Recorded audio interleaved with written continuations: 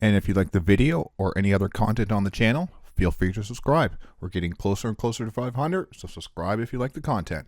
Thanks for watching. Thanks for stopping by. Alright, so this video is just going to be going over the list that I had used against the Necrons earlier on this week. It was just a RTT test list because I am going to the RTT tournament up in New Brunswick on May 18th.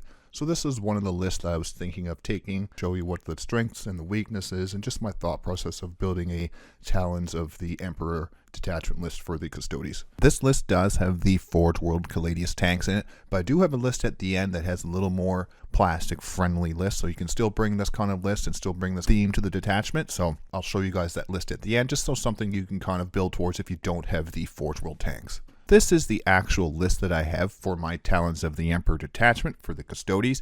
It is 2,000 points exactly. Characters first, we have a Shield Captain in Terminator armor, and he has the Radiant Mantle, so he'll be -1 to hit if you're shooting or melee within 12 inches. And I gave him the axe just to try it out. It's probably not going to do all that well, but just to see how well it does against the Necrons.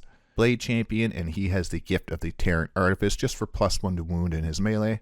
And I, of course, have Draxus. She's just a staple in all of my lists. Just her with the Custodian Guard does some big damage to some infantry units. So then my battle line units, I have 5 Custodian Guard, 4 of them with the spears, 1 has the Vixilla.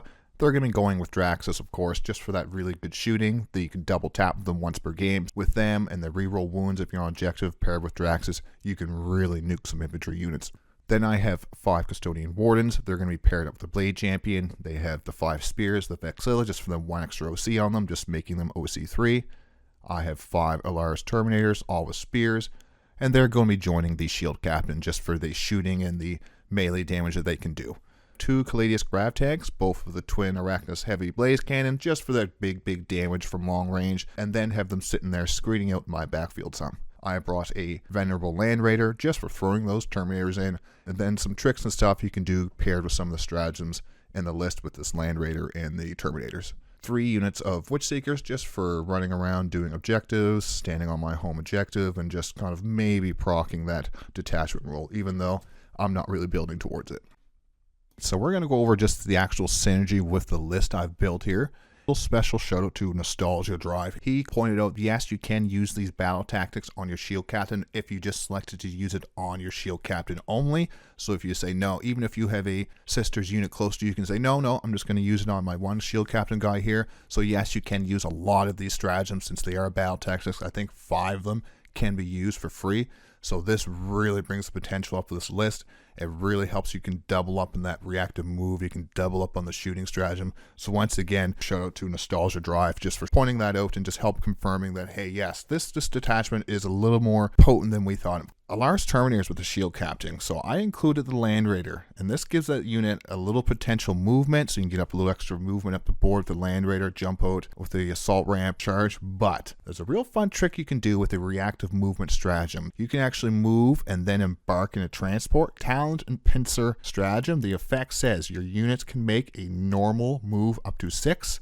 And then embarking in a transport in the rules is done after a normal, advance, or fallback move. So yes, you can pop Talent Pincer. If you're close enough to the transport, you can get back in. So what you can potentially do is drive with your Land Raider, jump out with your Terminators, charge in, kill them, and the next turn, if something gets close to your Terminators, if they get within 9 inches of your Terminators, if you can move within embark range of that Land Raider, you can get back in. So it really helps keep them protected. There's some kind of tricks and plays you can do with that. So that's kind of neat. I'm not sure if I'll put that in my final RTT list or not. We'll see. I think it really can have some play. We'll talk some more about that maybe later on in another video. This list, the Talons Interlock stratagem, can be really potent. And this stratagem in your shooting phase adds +1 strength and +1 AP to your ranged weapon against a selected unit. So you just have to target one unit and then you can only shoot that one unit. But this can really pump out the damage, especially for your Draxus unit and your Terminator unit. So it can bring your Draxus's, regular gun up to strength 5, AP 1, and especially your psychic attack, because her psychic attack does do some good damage. It's usually strength 6, AP 0, damage 2, but now you can make it strength 7, AP 1, damage 2. So that can be very potent. Space Marines or anything toughness 4, toughness 3 3, toughness 5, you can really do some damage. Like we just went over, this is a battle tactic, so you can double this up if you need to. You Talons interlocked on Draxus, get that extra damage out, and then maybe the target's not dead, or maybe another target's close to your Terminators. You can use your Terminator Captain to pop this again for free and pump out even more damage, because now your Terminators can do some good damage. You can really wipe out some squads, because now your spears are strength 5, AP 2, damage 2, and then your grenade launchers, which is big here, strength 5, AP 2, damage 1. So against hordes or even Space Marine units, toughness 4, toughness 3, anything like that, you are going to do an incredible amount of damage. And especially if they have a character. If they have a character in there and you're hitting on 2s with all this stuff, your grenade launchers have blast, you can do some big damage with this unit. And I do really like a 5-man brick of Terminators in the Talons of the Emperor Detachment. And then usually I like to use this Terminator brick to hunt down character units with my melee. But now if you catch maybe a Necron unit with some characters in there and they're toughness 4, toughness 5, let's say some Immortals, you can rip those Immortals apart with your shooting, because you're going to be re-rolling your wounds since they have probably a Plasmaster or something in there. So I do like the synergy with this list. There's probably more to be found, but this is the list. This is the synergy that I found so far just in the game that I played against the Necrons. It was really fun, and I'm starting to like this detachment more and more. Although I still like the theme of the Orc champions more. Okay, so let's go over some of the strengths of this list. So there is a lot of shooting in the list, compared to an all infantry list. The Custodes tanks, along with the Land Raider, can provide some serious long-range anti-tank firepower, much more than if you brought bikes or just from regular charging at some units. You can really put some long-range firepower.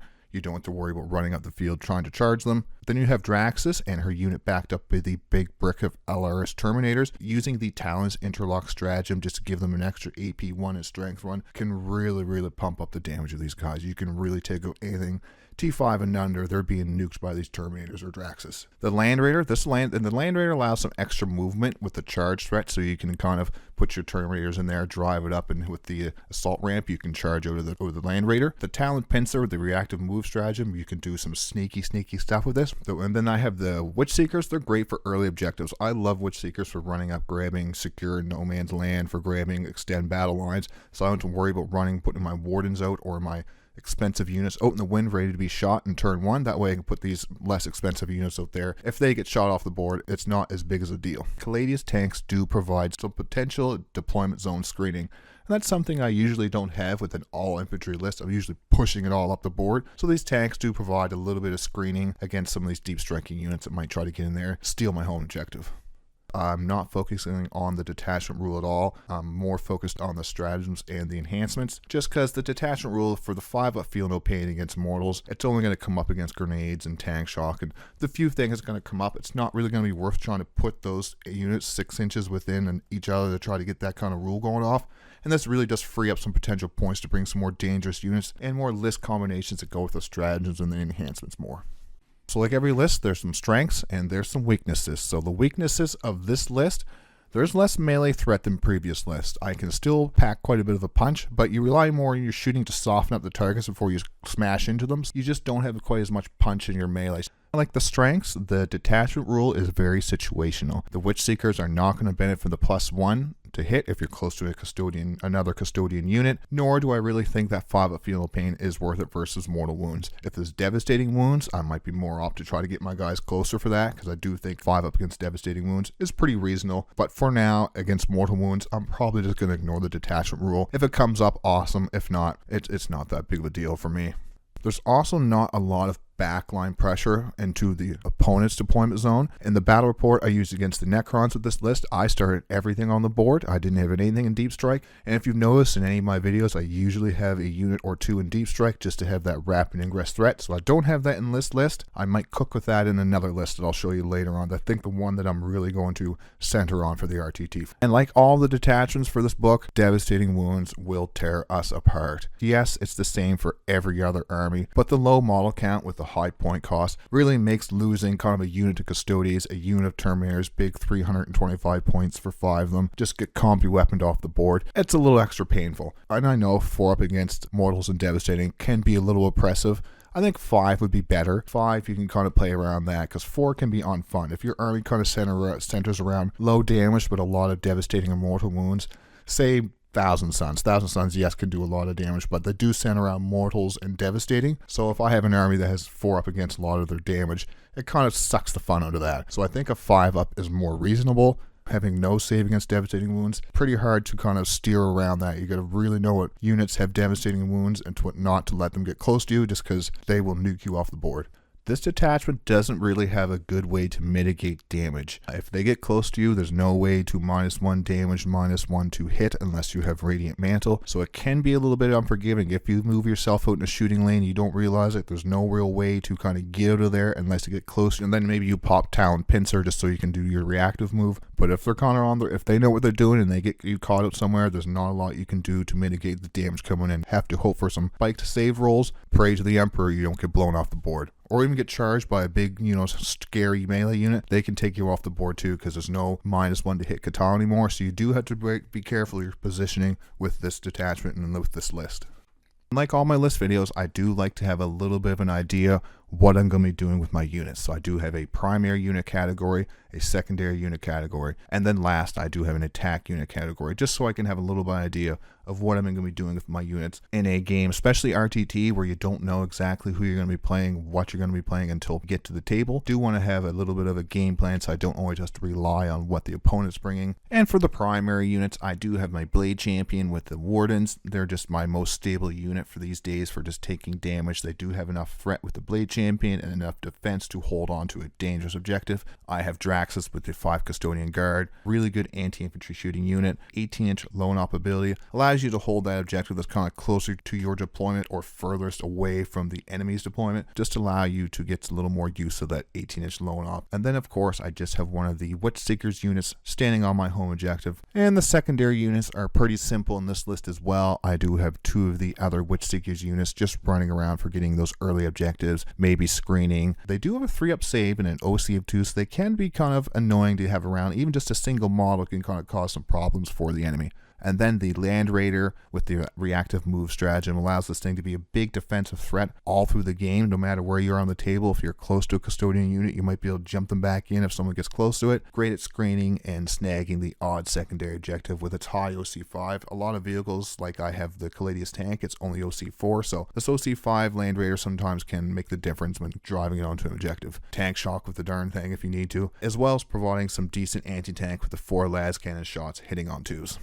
My attack, I have the 2 grav tanks, so I can pound out some real good anti-infantry shooting from far back in the field. I can use these to screen out some deep strikes in my home objective. These are also pretty good for sniping out some dangerous units, so maybe you see a Locust Heavy Destroyer, it's just a single one, which are great for doing, secondaries and just doing a little bit extra damage. If you don't have a big, nice vehicle to shoot, maybe snipe out a Heavy Destroyer. And then we have the Terminator with the Shield Captain and the 5 Alaris Terminators. Once again, this is the best melee unit in my list. Also does very well into light and medium infantry with the shooting. Being paired with that Talons interlocked for the +1 strength, +1 AP in my shooting, you can really nuke some infantry units into the ground. I love my Terminators. I love the look of them, so I usually try to squeeze some Terminators in my list, but we'll see what happens at the RTT, my final RTT list. We'll see. I think the list has to be in this Sunday, so we'll see what I put in. Here are some of my final thoughts after the game. The Land Raider Terminator combo is very potent, but it can be played around if you kind of don't get within the 9 inches to kind of trigger that reactive movement. The reactive move doesn't work on deep strike, so if you got some hyper crypt or some deep striking things coming in, maybe even if you're fighting the Grey Knights, you're gonna have some trouble just because reactive move doesn't proc off of deep strikes. That being said though, the more I play this detachment, the more I like the stratagems. There's so much play in them. There's so many things you can do with the fallback and charge, the reactive movement, +1 to wound against targets are below their starting strength is a battle tactic. Usually it's 2 CP. You can trigger that for free if you need to. There's a lot of stuff you can do with the stratagems. It's a shame the detachment rule doesn't really come into play more, but we'll wait. Hopefully in the future they'll make some changes to that, so that'll really kind of become more of a addition to the detachment as well, instead of just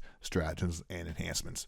Alright, so I'm not going to fully go over this entire list because it's kind of similar to the list I already have now, except I took out the Forgeworld tanks. I did put 2 Venerable Land Raiders in there, and then I also put a Shield Captain on the Dawn Eagle jet bike with 2 Virtus Praetors. And that's just because the Shield Captain, you can actually use a lot of these battle tactics with them, surprisingly, because in the Index, he was pretty useless. So I kind of think there is some play with a shield captain, maybe just a single one instead. I know the single ones work really well in Orc Champions, so you can bring this competitive because there is some tricks in this, but this is more if you want to play against your friends, and maybe you don't have a big pile of the Forgeworld stuff, so you can maybe possibly Space Marine Land Raider around. You can combine the two of them here and just kind of get 2 Land Raiders on the board, just for that reactive move, jump back on the Land Raider kind of theme to this list, and I still believe that it's pretty strong. The Virtus Praetors add a little more speed to this list. You can kind of get up the board some early secondaries, get some early first turn charges if you need to, so that does add a little something to the list that I don't have of my Forgeworld one, but I think the Forgeworld one is in the end stronger. If you like the video or any other content on the channel, feel free to subscribe. Thanks for watching. Thanks for stopping by.